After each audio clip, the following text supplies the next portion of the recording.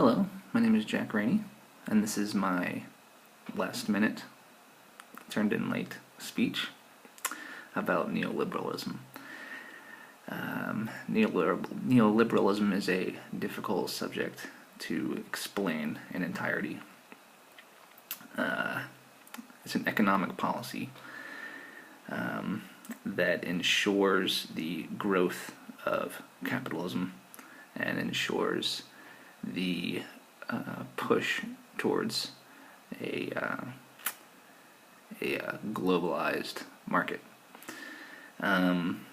It's very extensive, and it was an economic theory that came up in the 1600s originally, and then put into play in the United States in 1901, actually. But my main subject is neoliberalism.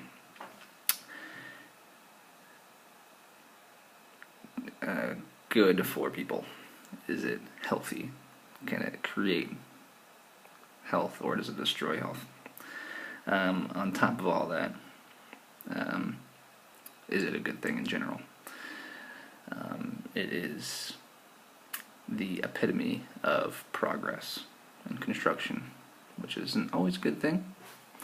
But basically, over the past 2 centuries, the United States has changed dramatically. It went from having little to no infrastructure to encompassing a drive of immense progress. As some may find this attribute of our new society a godsend, others may believe it is the downfall of our civilization. A broad problem that can arise in this corporate expansion that takes over a private enterprise.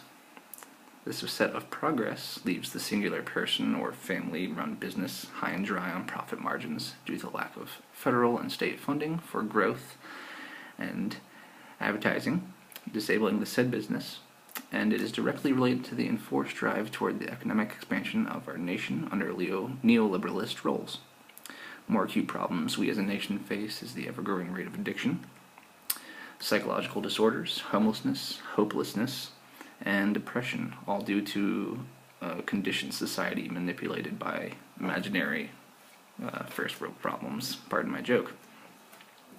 These dilemmas occur as the progressional quest of growth navigates our every move and storms our land in outrageous quantities and qualities subtextually.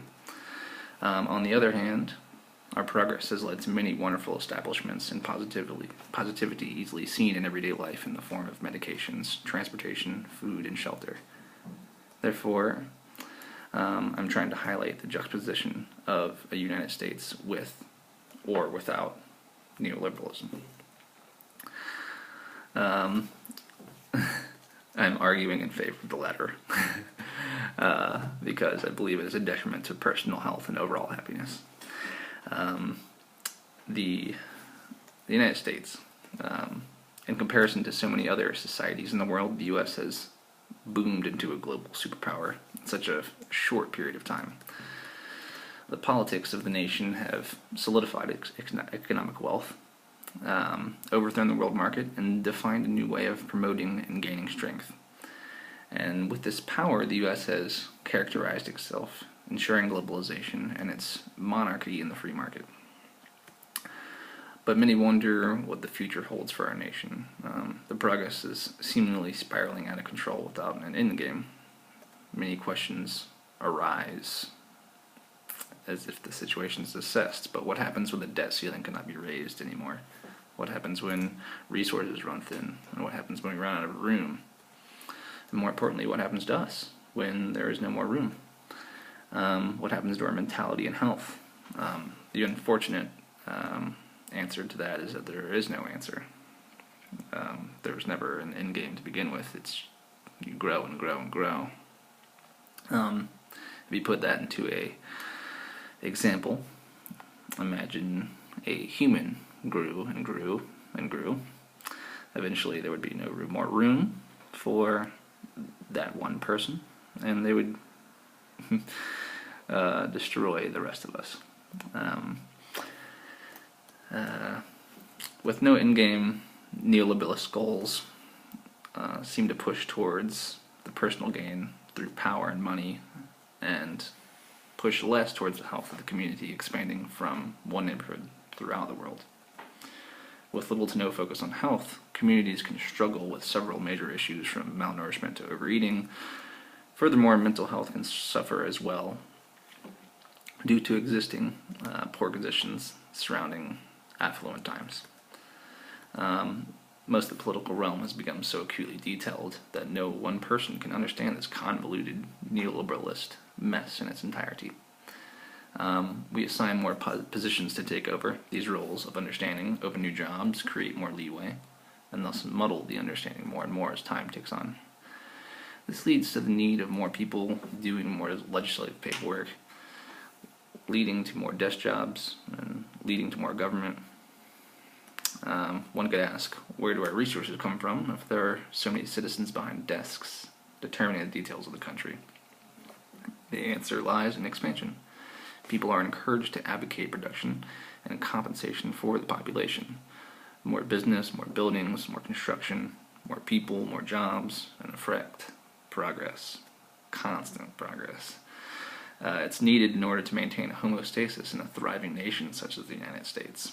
And more everything we need to govern everything there is, ensuring peace within. However, many beg to differ on the creation of peace within society.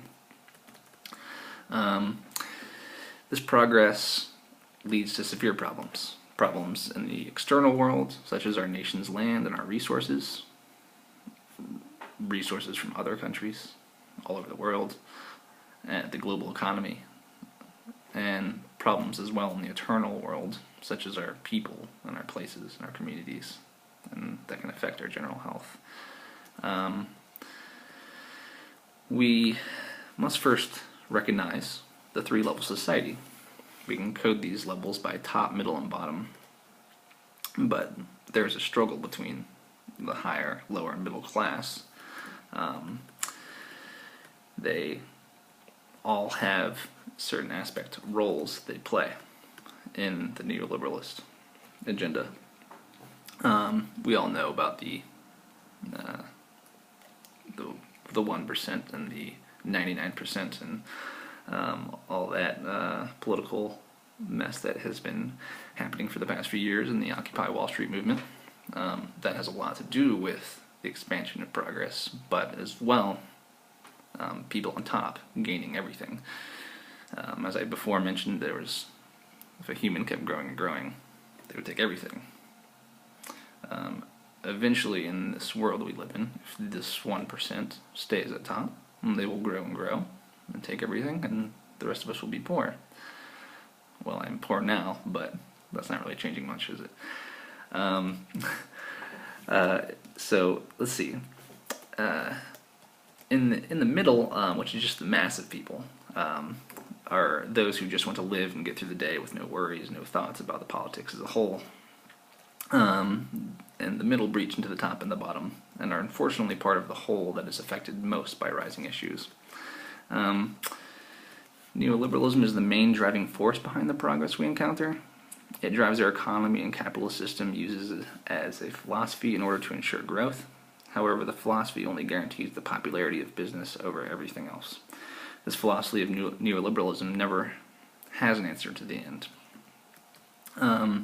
This is taken quite literally, in fact, that resources are becoming more and more scarce. This is a major complication.